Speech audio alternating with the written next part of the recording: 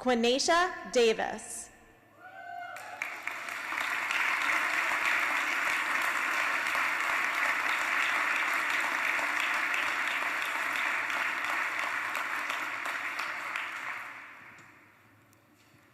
Good evening, ladies and gentlemen. I'm Specialist 4 Quinacia Davis, currently working at the Combined Space Operations Center as an electromagnetic interference duty operator.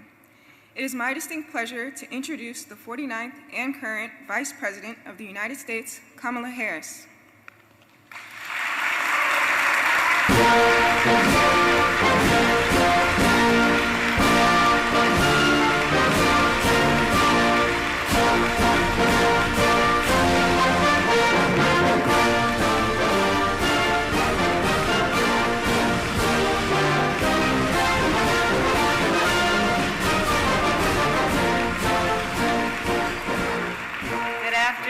Please have a seat. Good afternoon. Thank you, Specialist Davis, for that kind introduction. It is wonderful to be back in California, and I want to thank the members of Congress who are with us today, Senator Alex Padilla, Representative Carbajal, and Representative Ted Lieu. And thank you to Deputy Secretary of Defense Hicks and the many local elected officials who are with us this afternoon. And thank you to all of you, in particular to the United States Space Force Guardians and the United States Space Command personnel, and to our international and commercial partners. I think everyone here recognizes how extraordinary space is.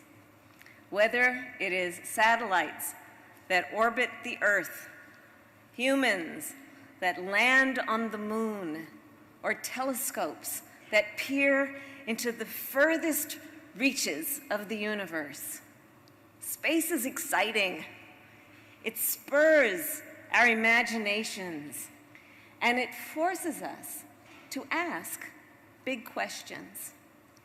Space, it affects us all, and it connects us all. There are so many opportunities in space for our country and for all of humanity, from science to commerce to national security. All of you on this base know the importance of the space systems that you use and operate, and how important they are for our national security.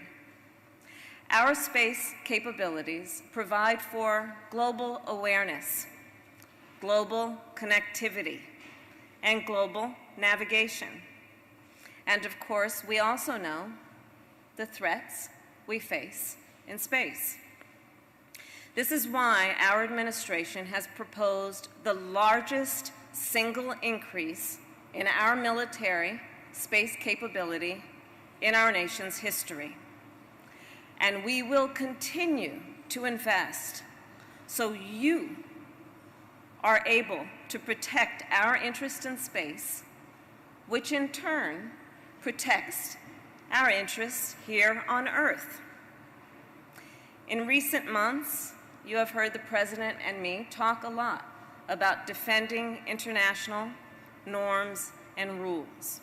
Rules and norms are shared principles that guide the behavior of people and of communities.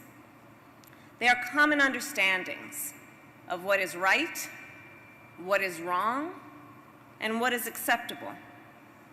Whether it is the way we interact with our colleagues at work, or the way nations interact with each other on the world stage. Rules and norms provide us all with a sense of order and stability. As we have seen in Ukraine, Russia has completely violated the set of international rules and norms established after World War II, which provided unprecedented peace and security in Europe. In the face of Russian brutality, the world has come together to say these roles and these rules and norms must be upheld. I am heartened to see such strong affirmation of their importance. At the same time, our administration is working to establish new rules and norms for the new challenges of the 21st century.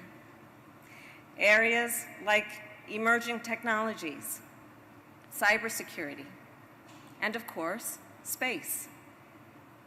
In December, I convened the first National Space Council meeting under our administration.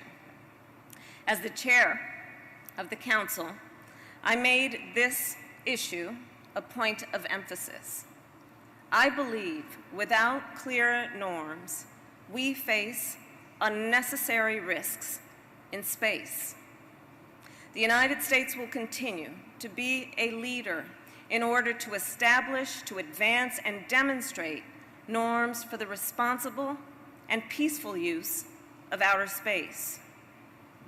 I've met with leaders from around the world, countries like Singapore and France, Bahrain and India, and I've raised this issue.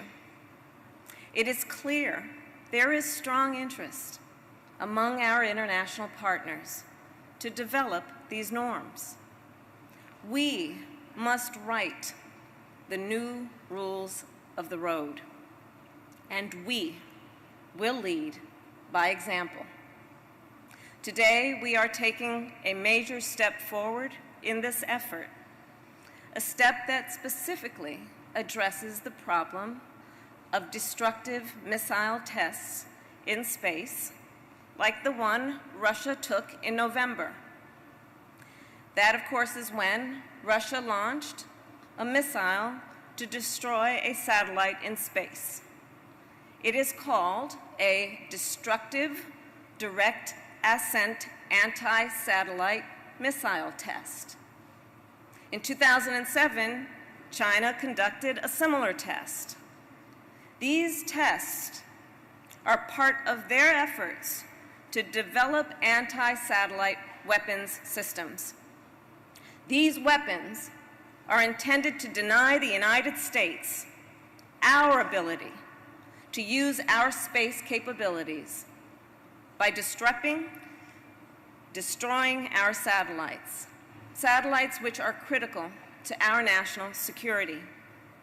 These tests, to be sure, are reckless, and they are irresponsible. These tests also put in danger so much of what we do in space. Here's how. When China and Russia destroyed their respective satellites, it generated thousands of pieces of debris. Debris that will now orbit our Earth for years, if not decades. I just received a briefing from the 18th Space Defense Squadron, and their work is incredibly impressive. So far, the 18th has identified more than 1,600 pieces of debris from the Russian test. There are over 2,800 pieces of debris still in space from China's test 15 years ago. Like air traffic controllers for space, the 18th tracks debris and satellites to prevent collisions. This debris presents a risk to the safety of our astronauts, our satellites, and our growing commercial presence. A piece of space debris the size of a basketball, which travels at thousands of miles per hour, would destroy a satellite. Even a piece of debris as small as a grain of sand could cause serious damage. We have consistently condemned these tests and called them reckless. But that is not enough. Today we are going further. I am pleased to announce that as of today, the United States commits not to conduct destructive, direct ascent, anti-satellite missile testing. Simply put, These tests are dangerous, and we will not conduct them. We are the first nation to make such a commitment, and today, on behalf of the United States of America, I call on all nations to join us.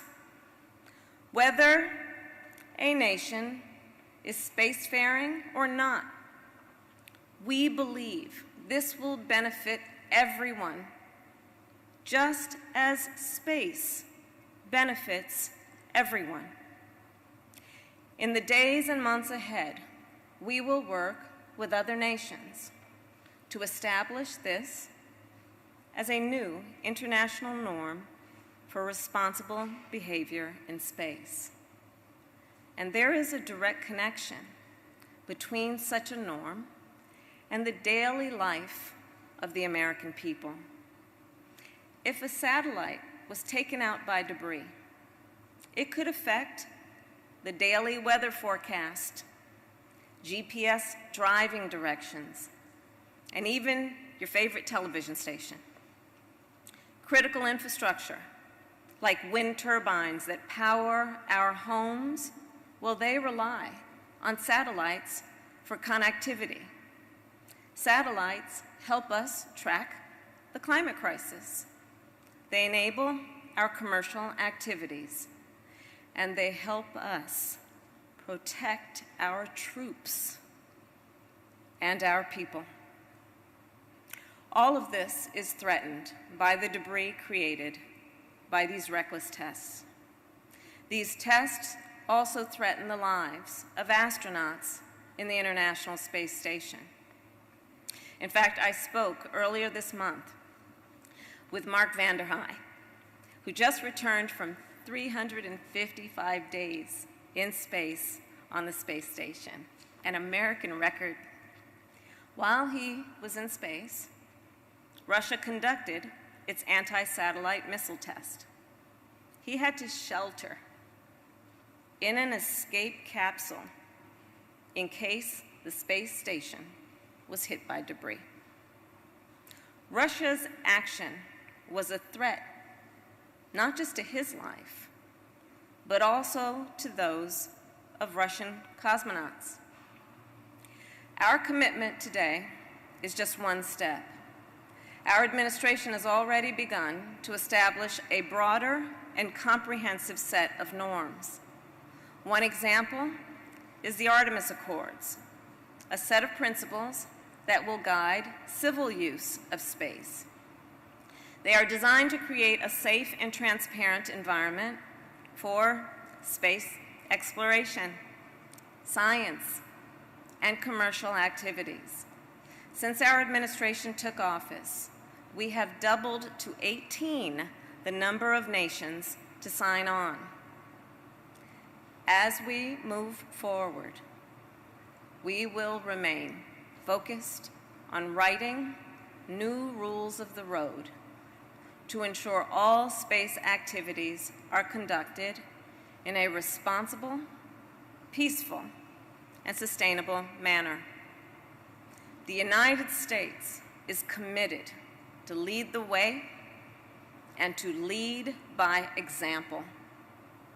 The leadership of the United States in space will continue to be a source of strength for us, both at home and abroad.